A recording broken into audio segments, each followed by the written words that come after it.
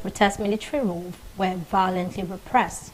Reports say about 50 people were killed in protests last year, but the opposition and independent observers said at least 300 have been killed on October 20 after transitional President Mahatma Devi went back on his word to hold elections.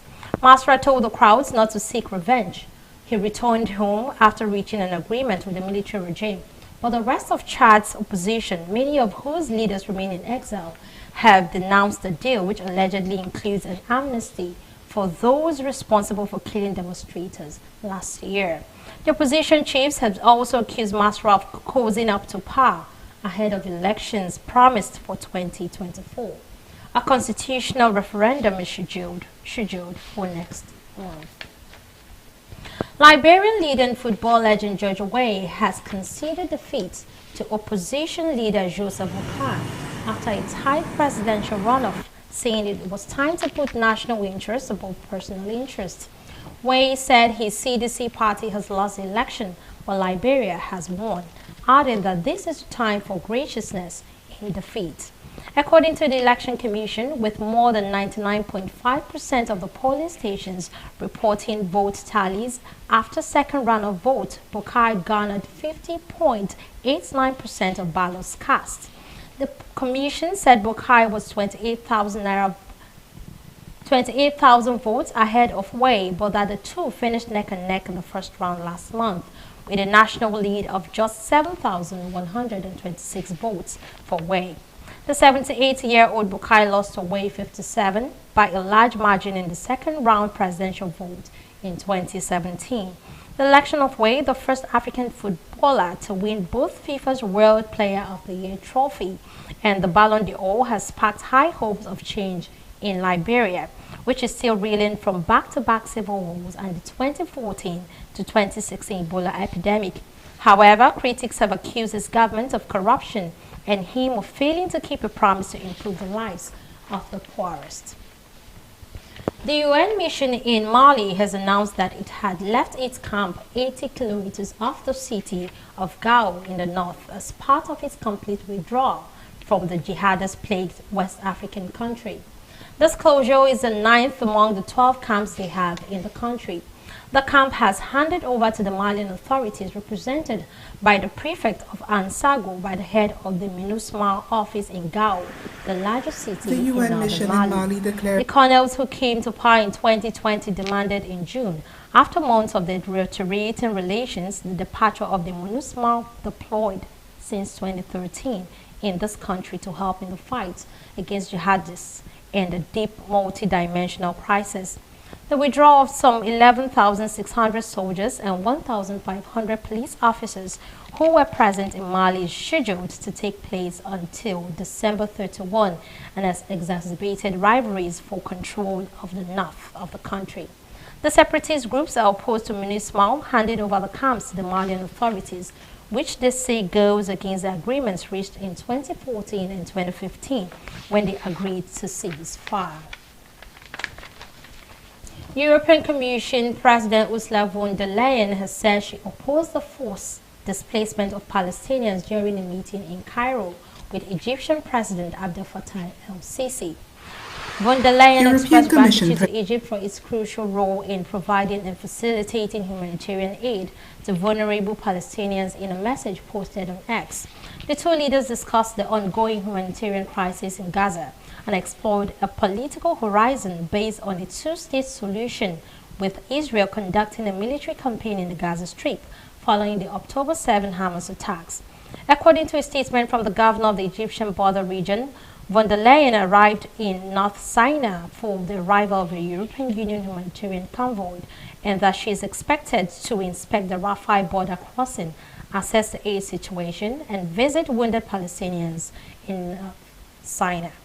International aid has been arriving at the international airport in El Arish, approximately 40 kilometers from the Rafah crossing with Gaza. During von der Leyen's previous visit to Egypt in 2022, Israel and Egypt signed a deal to supply Europe with natural gas. Cairo has invested billions in recent years to develop its natural gas industry, aiming to become a major exporter. South Africa has held a first major voter registration drive in a bid to tackle widespread apathy ahead of national elections next year. Polling stations across the country opened their doors to let would-be voters register and check their details as part of a two-day exercise to ward electors back to the ballots after years of dwindling participation. Poor services, a prolonged energy crisis, and a buckling economy have left many South Africans disillusioned with their government. Voter numbers have shrunk every 5 years since South Africans jubilantly queued to cast their ballot in the first democratic elections in 1994. At the last elections in 2019, only 49% of those of voting age showed up on election day, while only 50% of all eligible voters aged 18 to 19 and 30% of 20 to 29 years old cast a vote. The ruling African National Congress, once led by Nelson Mandela, has seen its once stellar standing marred by allegations of corruption and mismanagement. In power since the end of apartheid, polls suggest it could see its votes drop below 50% and lose its overall parliament majority for the first time in 2024. The Electoral Commission said last month the vote will be held between May and August next year.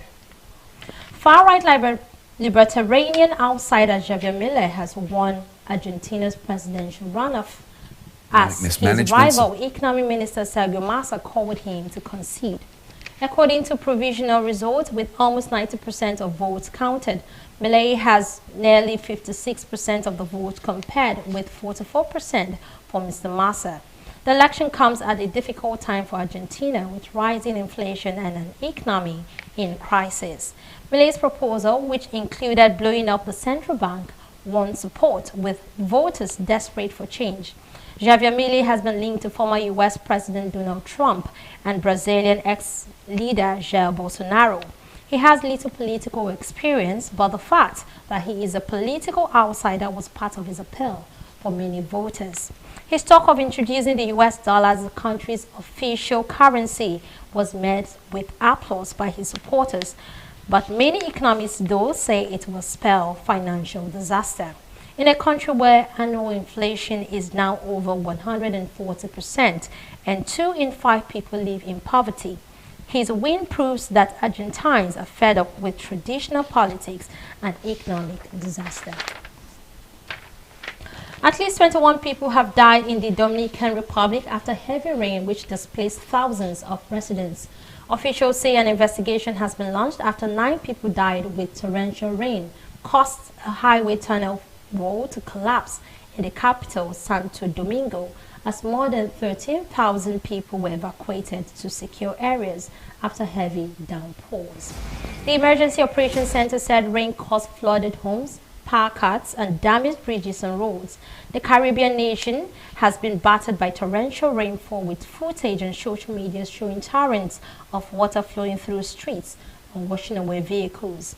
However, the U.S. Embassy said the rainfall, which resulted from a tropical depression, is expected to continue across parts of the country into Monday. A majority of the nation's 32 provinces remain under red and yellow weather alerts. Dominican President Luis Abinader called it the largest rainfall event ever in the country's history, stressing that classes have been suspended until Wednesday in order to evaluate the schools that may have been affected and guarantee the safety of the young people. The Israeli military have released footage which it says shows hostages being taken into Gaza's largest hospital. We've also gathered Hamas attacks on 7 October. A military spokesman said one of them, a soldier, now Marciano, 19, was killed after being taken into Al-Shifa hospital with minor injuries. Israel said a tunnel had been found at the site, which it claims was a Hamas command center, but Hamas denies that. Rear ADM Hagari then played CCTV footage, which he said was from the morning of 7 October, the day Hamas launched its surprise attack on southern Israel, in which 1,200 Israelis were killed and more than 240 taken hostage. The video showed 2 hostages being brought into the hospital, Gaza's largest and most modern. The IDF has been under pressure to substantiate its claim The Hamas operated an expansive command center underneath the vast medical complex in the north of the territory. Japan has strongly condemned the hijacking of Japanese-operated cargo ship Galaxy, leader in the Red Sea by Iran-backed Houthi rebels. The Yemeni militia claimed the vessel was Israeli, but a Japanese government spokesperson said the car carrier was operated by Nippon Yusen. 22 people are believed to be on board the vessel, which is thought to be British-owned, and that those on board include Bulgarians and Filipinos, with no Japanese nationals among the crew. Nippon Yusen said the Galaxy leader was seized off the coast of Yemen on its day in India. Israeli Prime Minister Benjamin Netanyahu blamed Iran, which backs the Houthi militias, for the hijacking, but that neither the vessel nor the crew were Israel, and called it an Iranian attack on an international ship.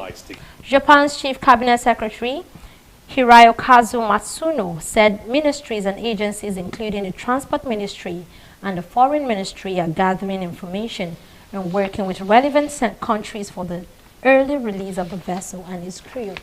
The military spokesman of Yemen Houthi rebels, Yahya al-Sareh, claimed the ship was Israeli and had been taken to a port in Yemen. The Houthis had earlier threatened to target any Israeli ship within their reach in response to Israel's retaliatory military action in the Gaza Strip following the 7 October attack by Hamas militants. Rescuers in India looking at fresh options to save 41 workers trapped in a tunnel for the past 8 days. New plans had to be conceived after work to push in metal pipes through the debris wall was halted and rescue teams were withdrawn after a cracking sound was heard from the tunnel. Explaining the latest rescue efforts, Uttarakhand Disaster Management Secretary Ranjit Sinha said they were working on 2 side tunnels by the side of the main tunnel for escape. Federal Highways and Roads Minister Nitin Gadkari visited the site and said rescue operations could go on for 2 to 3 days. Ranjit Sinha, while explaining that working on the Himalayan terrain was complicated, said that 2 auger drilling machines were currently being put to work. The first machine was drilling and working well as strata was soft soil, but encountered problems when it came in contact with rocks, adding that experts had solved this glitch. Meanwhile, Prime Minister Narendra Modi has assured the families that the federal and state rescuers are working seamlessly to save the workers. The Sikyara Tunnel in Uttarkashi district is part of the federal government's ambitious highway project to improve links between famous pilgrimage spots in Uttarakhand. To end the foreign tidbit, a quick look at some